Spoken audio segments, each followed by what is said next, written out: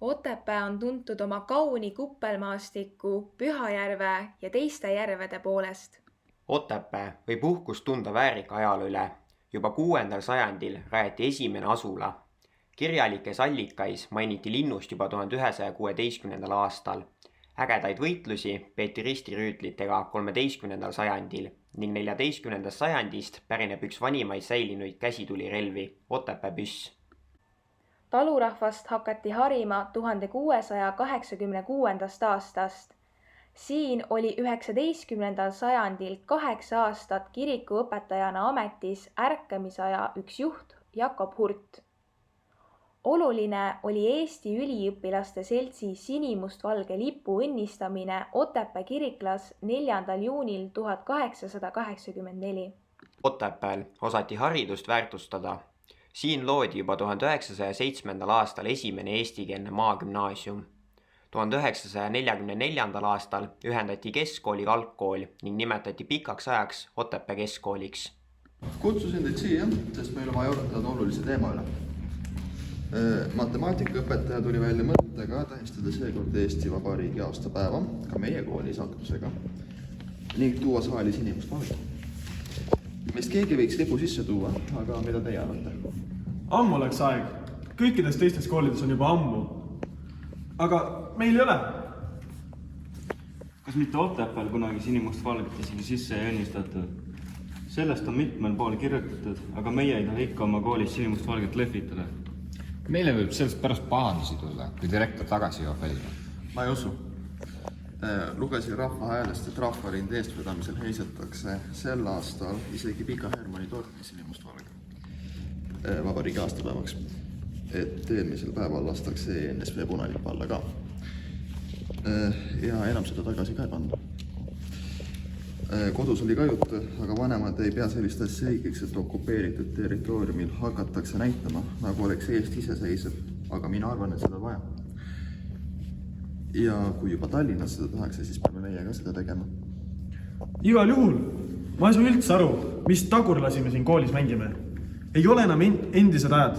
Isegi eelmise aasta kevadel, nagu kuusin abituuriumi tüdrukutelt, kardeti kirikukooris laulmisest pahandust. Kuid seda ei tulnud.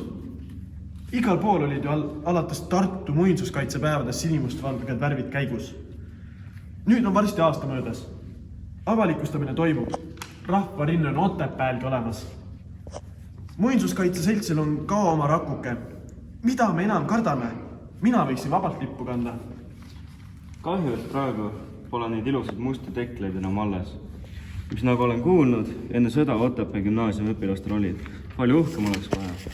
Huvitav, mis hümni me üldse aktuses laulaksime? Kas matemaatikaõpetus sellest ka rääkis? Kus nüüd hakkame muusikatunnis päris Eesti hümni õppima? Te teate sõna? Ma viisi küll tean, Soomega ju sama. Ja mis meie lõpuaktusel saama küll hakkab? Huvitav, missugune iseloomustuse me selle peale saada võime? Mul vanasti oli päevik iga nädal märkusi täis. Lootsin puhtamate paberitega lõpetada. Vist ei õnnestu. Praegu kõrvale jääda küll ei sooviks. Hästi, poisid. Siis lähen ütlen, et meie oleme nõus. Keegi peab koolilippu kandma, nii et lipukandjaid on vaja mitu. Õpetajad võivad ise välja valida, kes sinimustvalget kannab. Meie taha asi seisma ei jää. 1922. aastal nimetati kasvav Nuustaku alev Otepää aleviks, millele 1936. aastal anti linnastaatus. Alates 1940. aastast oli Otepää erinevate okupatsioonivõimude valitseda ning siingi tegutsesid nõukogude võimu ajal rahvasaadikute nõukogu ja selle täitevkomitee. Otsustusõigust eriti ei olnud. Vaatamata võõrvõimu all olemisele arenes Otepää omasoodu. Otepääst kujunes talispordikeskus spordiinternaatkooli, suusahüppetrampliinide, suusa- ja rolleriradade, Tehvandi õppespordikeskuse, Tartu maratoni stardipaiga, Tehvandi staadioni ja muude rajatistega. Tegutses Otepää sovhoos ja mitmed suured ettevõtted olid kauplused ja vilgas kultuurielu. Kõik hakkas muutuma perestroika ajal 1980. aastate lõpus. toimusid esimesed demokraatlikud valimised kohalikku volikogusse ning pärast 45 aastast vaheaega hakkas taas ilmuma ajaleht Otepää Teataja. Otepää alustas oma teed 1989. aasta lõpus, kui linna rahvasaadikute nõukogu täitevkomitee nimetati ühena esimestest Eestis ümber Otepää linnavalitsuseks ja selle juht Jaanus Raidal hakkas kandma linnapea tiitlit. Käidi välja IMO ehk ise majandav Otepää programm. Oleme täna kogunenud, et teha kokkuvõtteid mööduvast 1990. aastast. Teen ettepaneku, et tänase koosoleku protokolliks linnavalitsuse sekretär Eha Teder. Et meie linnas saaks tänavavalgustus rekonstrueeritud, jätkuks asfalteerimistöö koos äärekivide paigaldamisega, et killustatud Otepääst saaks jälle ühtne tervik ja meie regioonis käivituks tõeline omavalitsus. Esimene tööaasta Otepääl, kohanemise ja inimeste tundmõppimise aasta. Alustatud sai koolimaja remondiga. Arvutiklass on aasta lõpuks valmis, kuid tualettruumide remont venib rahapuuduse tõttu hariduskoondises. Asfalteeritud sai koolihoonete ümbrus. Tore ja pingeline oli suvi. Üldlaulupidu paljude meie kooli tüdrukute ja poiste osavõtul. Ülemaailmne Eesti õpetajate päev Otepääl, mil kohal oli ka härra Rüütel. Tugevnesid sõprussuhted Soomega. Soome suunati õppima esimene grupp meie kooli õpilasi. Sõna saab linnavolikogu liige Otepää haigla peaarst Kaja Aidla. Mida meenutab 1990. aastast? Meenub lipu heiskamine kodukandipäevadel Otepää keskväljakule. See on üks meeldejäävamaid sündmusi kogu eluks. Vabariigi valitsusjuhi otsus Jaanus Raidali esinemise kohta Eesti komitee väljasõiduistungil Otepääl ning sellest auga väljatulek, kui linnapead tuldi praktiliselt maha võtma. Volikogu näitas üles üksmeelt.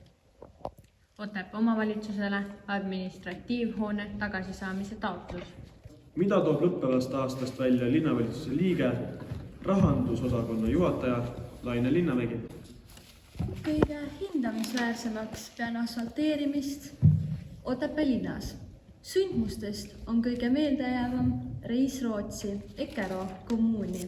91. aastalt soovin, et linnavalitsuse istungite tööst võtaksid osa kõik liikmed, et istungid oleksid hästi ettevalmistatud, kõik suhtuksid oma töösse täie vastutustundega ja et linnavalitsuse maine tõuseks. Nüüd saab sõna värske abilinnapea Aivar Nigol, mis tehtud, mis teoksid. Aasta algusest on meelde jäänud uus linnapea, Jaanus Raidal. Uus mees, uued suured plaanid. Lubadused, et ka Otepääl võib midagi muutuda. Kõhklused rahva hulgas. Kevadest meenub võitlused ja arupidamised looduspargi moodustamiseks. Siis skandaal Otepää ümber valitsuse tasemel. Jaanus Raidal ütles suisa välja.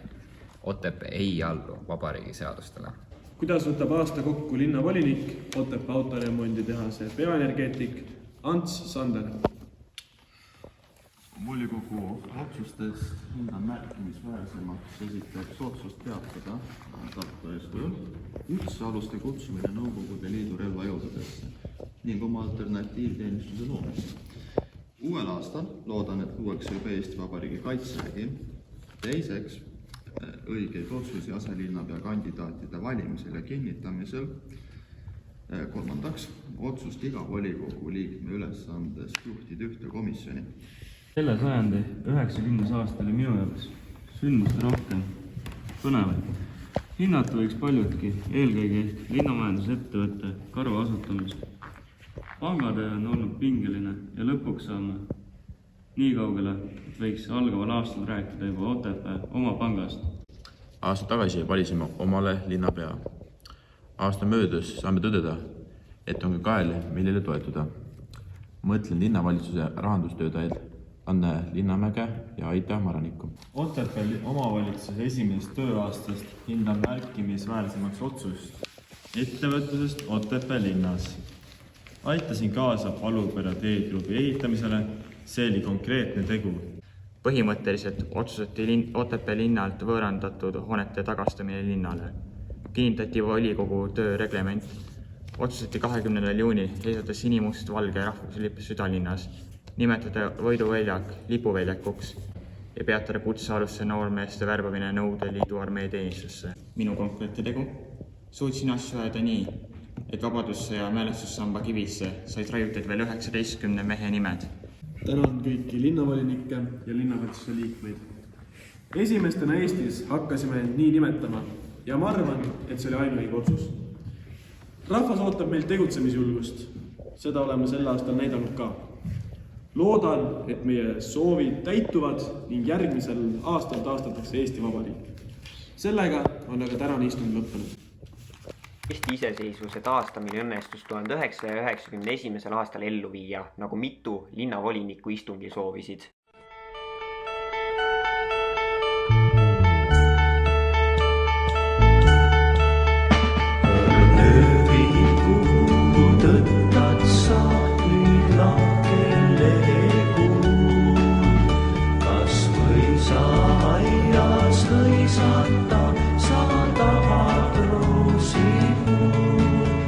Või metsas loore.